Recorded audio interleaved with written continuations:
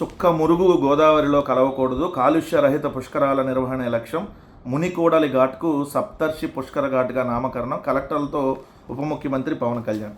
ఏంటిదని అంటే, సరే చుక్క మురుగు గోదావరిలో కలవకూడదు అన్నాడు, మంచిదే. సార్ దానికి సంబంధించి ఏం చర్యలు తీసుకుంటారో చూడాలి. ఇవన్నీ పేపర్ స్టేట్మెంట్లకే పరిమితం అనేది అందరికీ తెలుసు.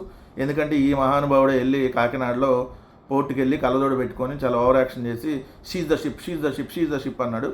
షిప్ వెళ్ళిపోయింది, సీజ్ చేసిన షిప్ వెళ్ళిపోయింది, బియ్యం వెళ్ళిపోయినాయి. ఇప్పటికీ అది నవంబర్ 2024లో జరిగింది. మన నవంబర్ 2025కు సంవత్సరం, రేపు నవంబర్ వస్తే 2 సంవత్సరాలు. ఇప్పటికి సంవత్సరన్నర అయినా దిక్కు దివాన్ లేదు. షిప్ పోయింది, బియ్యం పోయినాయి, మళ్ళీ షిప్ వచ్చింది, మళ్ళీ బియ్యం ఎత్తుకెళ్ళింది దగ్గర నుంచి, మళ్ళీ అక్కడికి వెళ్ళి బియ్యం దించింది, మళ్ళీ మూడోసారి కూడా ఇప్పుడు షిప్ వచ్చింది. ఇప్పుడు వరకు దిక్కు దివాన్ లేదు. ఏంది ఇదంటే పుష్కర ఘాట్. అంటే ఇప్పుడు పుష్కరాలకు సంబంధించి గోదావరి పుష్కరాలు చంద్రబాబు నాయుడు గారు అంతకుముందు ముఖ్యమంత్రిగా ఉండగా 2015వ సంవత్సరంలో గోదావరి పుష్కరాలు జరిగినాయి.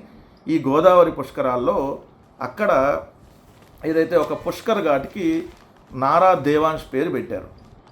అక్కడ తెలుగుదేశం పార్టీకి సంబంధించినటువంటి అప్పటి పెందుర్తి అప్పటి రాజానగరం ఎమ్మెల్యేగా ఉన్నటువంటి పెందుర్తి వెంకటేషు దేవాంశ్ పేరు పెట్టాడు. ఇది ప్రభుత్వానికి తెలిసే జరిగింది, ఎందుకంటే ప్రభుత్వం కదా నిర్వహిస్తుంది.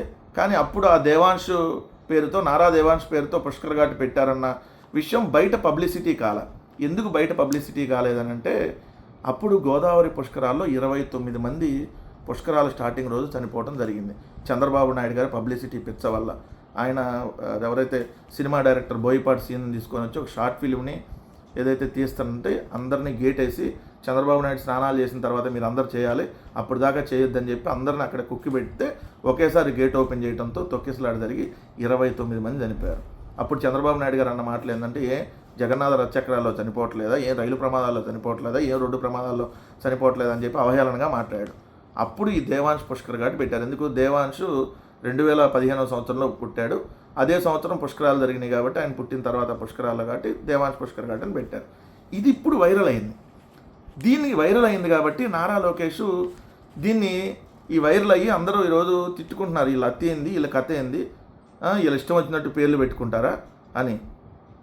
అంతకుముందు పవన్ కళ్యాణ్ అన్న మాటలో మీ బాబు ఏమన్నా చేశాడని పేర్లు పెట్టుకున్నారా, ఇవన్నీ ఇట్లా ఇష్టం వచ్చినట్టు పేర్లు పెట్టేసుకుంటారా మీ కుటుంబాల పేర్లు అని. ఈరోజు నారా దేవాంశ్ పేరు పుష్కర్ ఘాట్కి పెట్టడం అనేది, ఈరోజు ఆ తెలుగుదేశం వాళ్ళు కూడా ఇదేంద్ర బాబు ఎంత దరిద్రంగా, అబ్బాయికి రాజకీయాలకు సంబంధం లేదు, వాళ్ళ పేర్లు పెడతారైంది, అతను ఎందుకు తీసుకొని వస్తాను. మా అబ్బాయి తప్పేం లేదు, ఆ పిల్లగాడి తప్పేం లేదు. కానీ ఇప్పుడు ఈ ప్రభుత్వం తప్పే, తెలియకుండా పెట్టారన్నట్టుగా నాటకాలతో నిన్న చూడండి పుష్కర్ ఘాట్కు దేవాంశ్ పేరు తొలగించమని, ఏదైతే లోకేష్ ఏ ఘాటుకు పెట్టొద్దన్నాడని ప్రభుత్వ ఆదేశాలతో దాన్ని పేరు మార్చారని. ఇప్పుడు ఆ పేరు మార్చిందే ఇప్పుడు పవన్ కళ్యాణ్ అంటున్నాడు కదా, ఏదైతే మునికోడలి ఘాట్, ఆ మునికోడలి ఘాటే దేవాంశ్ ఘాట్, దానికి ఇప్పుడు సప్తర్షి పుష్కర్ ఘాట్గా మళ్ళీ పేరు మార్చారు. కానీ పవన్ కళ్యాణ్కి దేవాంశ్ ఘాట్ అని అది తెలిసే దాన్ని ఆదర్శ ఘాట్గా తయారు చేయమన్నారు. మరి ఇన్ని ఘాట్లు ఉంటే దాన్ని ఒక్కదాన్ని ఆదర్శ ఘాట్కి ఎందుకు తయారు చేయమన్నారు? దేవాంశ్ పేరుతో పెట్టారు కాబట్టి.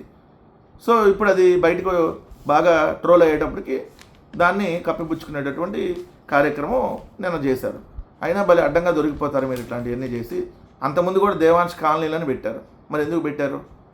సో మీరు ఎన్ని కవర్ చేసుకున్నా మీరు చేసేటటువంటి ఇట్లాంటి పనులన్నీ ప్రజలకు క్లియర్గా అర్థమవుతాయి అనేది మరోసారి ప్రూవ్ అయింది, ఇట్లాంటి చేసేటటువంటి పబ్లిసిటీ స్టంట్స్.